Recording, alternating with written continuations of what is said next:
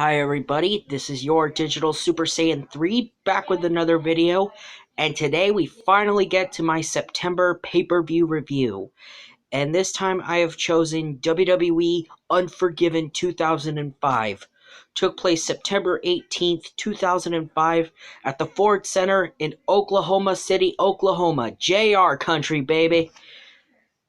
Woo! And this is a Raw pay-per-view. The theme song for this show was Calling by Taproot. Unforgiven 2005. Commentary for the show was Jim Ross, Jerry the King Lawler, and Jonathan Coachman. Our opening match is a match for the Intercontinental Championship as Ric Flair defeats Carlito in a really good matchup. This match was a really good opening match between Carlito and Ric Flair. I definitely say a very entertaining one, especially where we got to see Flair actually hitting top rope maneuvers. Usually when you see a Ric Flair match, he really doesn't ace the top rope finishers, but here Flair does it. A really solid opening match between Carlito and Ric Flair. Great match.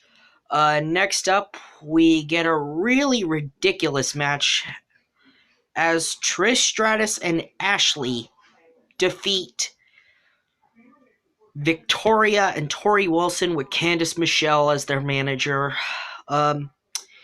Basically, if you all know what happened with Ashley in 2005, she won the 2005 Raw Diva Search. Ashley wasn't that great in the ring, and neither was Candice or Tori, but Tori was mostly known for being eye candy, and she retired from in-ring competition in 2007 due to her back hurting her, and of course, it's the whole wrestling curse.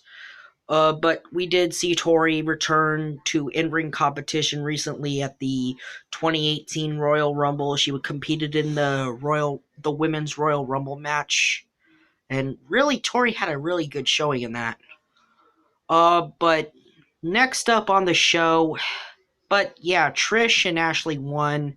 Nothing more to be said here. Next up on the show, like I said before, we get a really crappy match with Big Show defeating Snitsky. This match between Big Show and Snitsky wasn't even that great. I mean, I always thought Snitsky was creepy, and I still think he's creepy. The guy was just your typical foot fetish freak. I mean, the guy, Snitsky was crappy. He was scary as shit, and I mean scary as in he sucked. Scarily bad. Ugh. And this match wasn't even that good.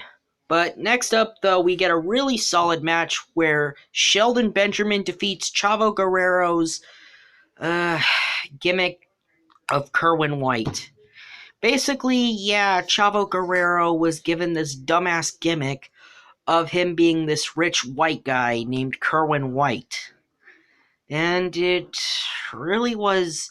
And the gimmick itself was just so stupid, but yet the match he had with Sheldon was still a solid match, though. I mean, Chavo still managed to work a really solid match here. I mean, nothing too fancy, but it was just a fine little match it was. Sheldon Benjamin got the victory, and afterwards, Chavo Guerrero went back to wrestling as himself, and thank God he did go back to wrestling as himself, because the Kerwin White gimmick was stupid.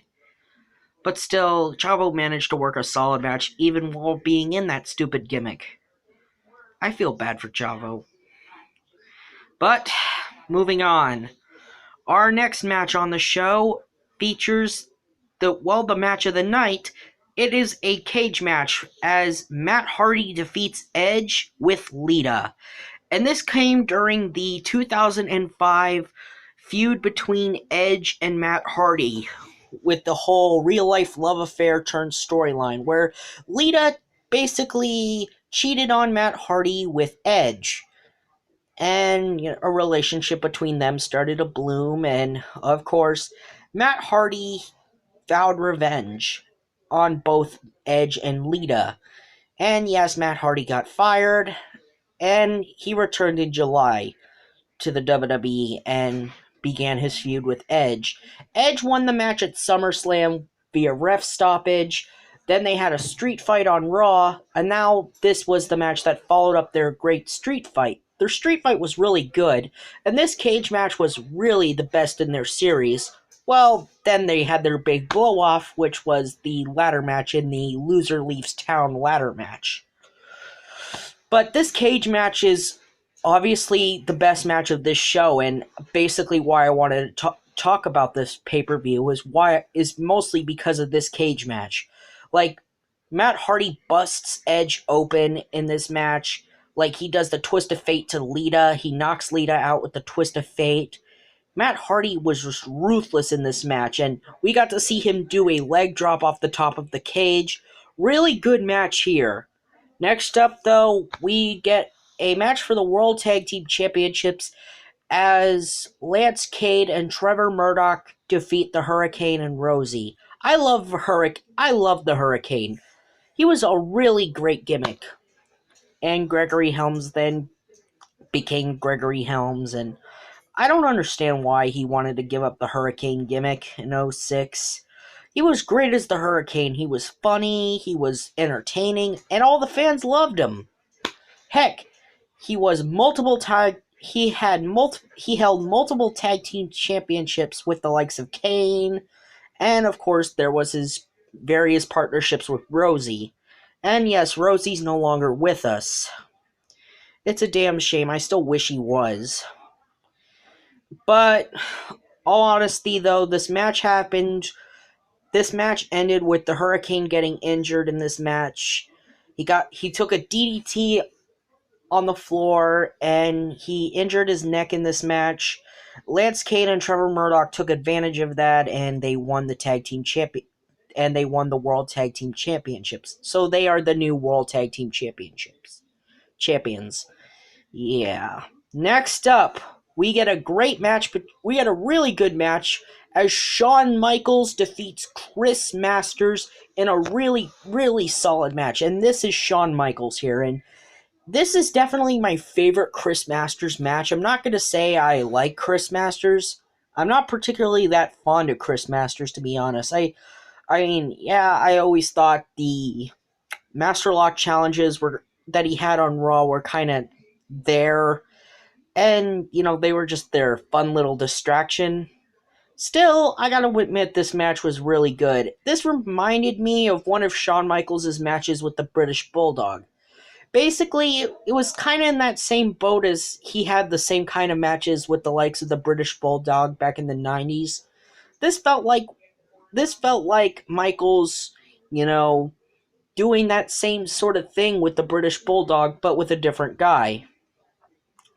And next up, we get Kurt Angle versus John Cena for the WWE Championship, and this match was the main event. Basically, Angle had been attacking Cena for weeks on Raw, and of course, Cena basically found out that Angle was his next challenger for the title. And of course, Kurt Angle injured Cena's ankle in the weeks leading up to this match. And this match was really good to end the show off of until Cena got himself DQ'd when, we had interference from Eric Bischoff, and Bischoff was not liking Cena all that much because, of course, Cena was also having a personal feud with Eric Bischoff. And, Angle got hit with the belt. Even though Angle won the match, Cena's still the champion because he got himself disqualified. And yeah, it really sucks that this match had to end via disqualification. But of course, Cena and Angle continued their feud into Survivor Series. Overall, Unforgiven 2005 was a really, really solid show. I think you should give it a watch on the WWE Network. It'd definitely be worth the watch. Or if you have the DVD, just go watch it. It was definitely a very solid show. This has been your Digital Super Saiyan 3, and I'll see you next time.